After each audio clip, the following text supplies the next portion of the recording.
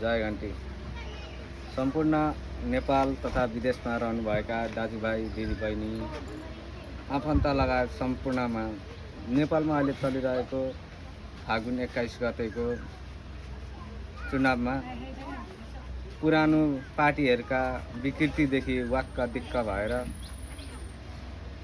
बसेका तमाम नेपाली जनताहरूलाई योचोटिको निर्वाचनमा नयाँ पुस्ताहरूले केही गर्छौँ भनेर आइराख्नुभएका पढे लेखेका युवाहरू र परिवर्तन गर्न सक्छौँ भनेर साहस र हिम्मत बसेका युवाहरूलाई एकचोटि हामीले 5 वर्षको लागि बहुमत दिएर जिताउनै पर्छ। उनीहरूको करार पत्र लगायत राष्ट्रिय स्वतन्त्र पार्टीको करार पत्र हेरेर पनि थाहा हुन्छ कि यो 5 वर्षमा काम गर्न सकेनन् भने भोलिका दिनमा हामीले विकल्प रोजौँला या पुरानी पार्टीको झन्डा बोकेर हिँडौँला, समर्थन गरेर हिँडौँला।